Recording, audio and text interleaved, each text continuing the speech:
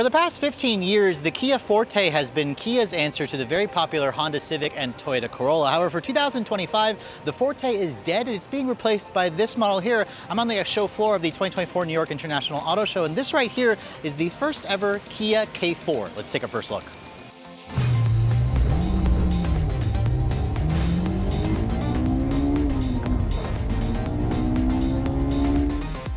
So I have to admit, when Kia announced that they were discontinuing the Forte and replacing it with the K4, I wasn't quite sure about the name. I really prefer actual names over the alphanumerical stuff. But as you can see, looking at the design of the 2025 Kia K4, this is a very attractive looking car. In fact, if you guys have seen our video on the revised Kia K5, which is right over there, the two vehicles actually look kind of similar, but again, K4 kind of signifying that this is a smaller version of the K5. So looking at the front fascia, this particular one that I'm showing you is the GT line, which is going to be the sportish option. I expect Kia to eventually return a GT version, but for now, we either have a GT line or a GT line turbo. I believe this is the turbo option. You can see it has the latest interpretation of the Kia design language here with their tiger nose grille. It's got these full LED headlights, which kind of resemble a lot the Kia EV9, their full electric crossover SUV. It's got this kind of like cube style full LED headlights with the LED amber illuminated turn signals and daytime running lights. No fog lights on the vehicle here, but you can see the front fascia just looks a lot more aggressive. I think that Kia has done a really good job with their latest design language. I love the new Kia logo. And this color is kind of like a really soft light green that has also some gray accents to it. But overall, let me know in the comment section below what you guys think of the look. Now, underneath the hood, I can't pop the hood to show you guys what's powering this thing, but Kia will offer it basically with carryover powertrains. The base motor will be a 2-liter naturally aspirated 4-cylinder with direct injection paired to a CVT transmission that makes 147 horsepower, 132 pound-feet of torque. Most of you are probably more interested in the turbo option, which is a 1.6-liter gas direct injection turbo making 190 horsepower. That's actually around 11 horsepower less than the previous generation. So not sure why it went down, but I imagine it probably is going to be more fuel efficient and also cleaner burning. Now, looking at the side profile, you can see this sedan, which obviously only comes as a 4-door model, it looks a lot larger. In fact, Kia says that this is now the longest and widest vehicle in the compact sedan segment at 185.4 inches long. It's around 2.4 inches longer than the old Kia Forte. Its width is also now 72.8 inches wide,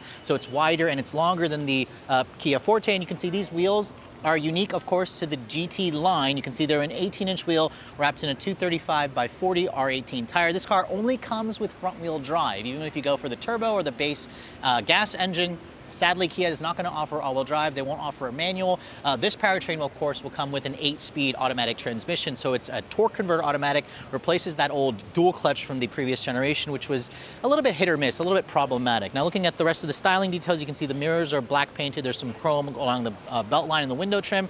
Love the fact that Kia offers a panoramic style sunroof. It's not a full pano roof, but it's certainly better versus what you find in like this typical vehicle in this segment. Also, this D-pillar element here is also interesting. You can see almost has a kind of like a cube rectangle shape to it with the chrome strips around it. You can see it tries to resemble more of like a fastback design. And then over here at the rear, you can see very, very interesting look with the kind of teardrop shape to the LED taillights. It kind of mimics what you see from the front of the vehicle. You can see the rest of the rear kind of has that signature Kia design language here with the GT line badge here, this more aggressive rear diffuser. You have LED combination taillights as well, which again really gives this vehicle a distinctive look. Now, in terms of the trunk capacity, you can see it's a conventional trunk, even though this kind of looks like a hatchback. But in terms of cargo space, Kia already said that you get around 14.3 cubic feet, which is actually among the bigger in the segment. You can see the seats do fold down in a 60-40 manner. You do have these hinges that will crush down on your cargo. And then if you look under the floor here, there's actually a temporary spare tire, which is nice, so you don't have to deal with a fix-a-flat kit. Now, the exterior of the new K4 obviously is radically different from the old Forte, and when you step inside the interior, this is where, again, Kia is really pulling out all the stops here to really deliver an interior that feels a lot more upscale and a lot more premium than typical vehicles in the class. This feels like a huge step above versus the Forte that it replaces. First of all, this GT line that I'm showing you has a really nice color combination. Check out these seats. You can see they have like a two-tone look to them with the black and the white with the contrasting stitching. These seats are also heated and ventilated, which I didn't expect to find, especially in the compact sedan segment. I mean, you're not going to find that in a Corolla or a Honda Civic. The driver's seat that I'm sitting in also offers like an 8-way power with two-way adjustable lumbar support, and you also have two-person memory seats. Memory seats in a compact sedan, you just don't expect to find, features like that. Now, in terms of the materials, you can see the door panel has this nice soft touch injection molded plastic area where it's nice and padded. You have this nice aluminum accented door handle. It's nice and padded over here. Window controls, they are one touch for the front, however, not for the rear, which I didn't expect. You don't have power folding mirrors, but looking at the rest of the dash here, I really love this steering wheel. First of all, the steering wheel has almost kind of like a squircle design where it's like a square and a circle combination because you have a flat top and a flat bottom look. I love the two-tone look with the white airbag cover and this like kind of white area on the top portion of the steering wheel.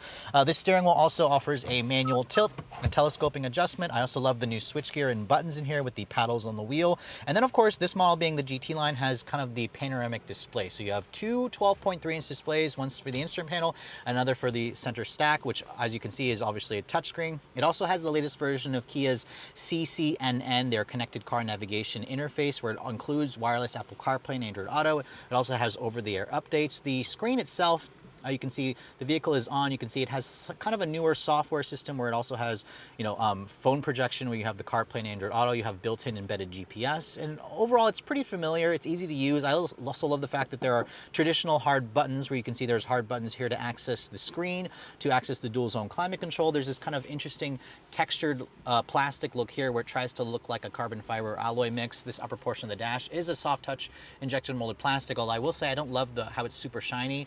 This model that we're sitting in is a very early pre-production car. The heated and cooled seat controls are located here on the door panel, which is a nice unexpected touch. I love how it's actually a button as opposed to buried in the screen. And then looking here at the center stack, you can see there's a wireless phone charging pad here. You have two USB-C charging ports, which is nice. You have a traditional shifter. This controls the 8-speed automatic transmission. You have these buttons here for your parking sensors, your auto hold, of course. Nice big cup holder area where you can actually push that and actually reveals the cup holders. And then you have a padded center console here. Open that up, you can see it offers a decent amount of storage and whatnot. Now above me, you can see the headliner has that woven material with, again, a panoramic style sunroof. Not a full panel roof. As you can see, it doesn't go over to the rear of the vehicle, but it does have a power retractable shade, and it also opens up to vent air, which is a nice touch. And then looking at the glove box, you can see it's huge, although it's not supposed to open that large. Pre-production car, but it's a bin style and it's damped but not lined with felt. But let's go ahead and hop into the back seat because I want to show you guys what the space is like back here. Now, first thing, the door handle is actually located on the C-pillar, which is an interesting design touch. But once you get back here, you can see the space is actually pretty good. Now, I don't have the final legroom figures yet, but I believe I read somewhere that this should be around 38 inches of legroom, which is actually class leading as well. That's a couple inches more versus the old Forte. In terms of the materials, you can see it is a hard touch injection molded plastic back here. So it's not quite as nice as what you get in the front seat area. You can see there's a nice padded area over here. The floor down here is not completely flat. There's a slight hump for the middle passengers, which is surprising considering there's no all-wheel drive variant. You do have rear seat air vents, two USB-C charging ports, a little bit of power, or a little bit of storage over there as well. And then if you fold this down, you can see there's an armrest with two cup holders. In terms of the headroom space, it's kind of got that slanted roof design, but for somebody my height, I'm 5'7", it actually is still pretty comfortable. So overall, if you're looking for a compact sedan with a bigger back seat, this new K4 should definitely be at the top of your list. So even though the industry continues to move toward compact SUVs, the compact car segment is actually doing well. In fact, last year, Kia managed to sell just under 124,000 Fortes in the US. It was the best sales year ever for the vehicle. So as you can see, the K4, its replacement, is obviously going to be an important model. This has some pretty big shoes to fill. And I have to say, after seeing this new version in person, the company really captured a lot of the magic that I love with the Kia K5. Again, I'm not so happy about the name change. I just prefer an actual name over an alphanumeric name. But as you can see, if you guys are looking for something stylish, more premium with bigger backseat space and all the latest tech features, this model should be hitting your local Kia dealership sometime in the third quarter of 2024. So you're gonna have to wait a few more months. The company also wasn't quite ready to talk about final pricing just yet, but we can speculate that the base or the regular Forte or the old Forte was around the $20,000 to $30,000 mark. I'd say this new one, when it goes on sale, will be somewhere around that, but it also will likely cost a little bit more. For Redline Reviews here at the 2024 New York International Auto Show, I'm Sofyan Bey.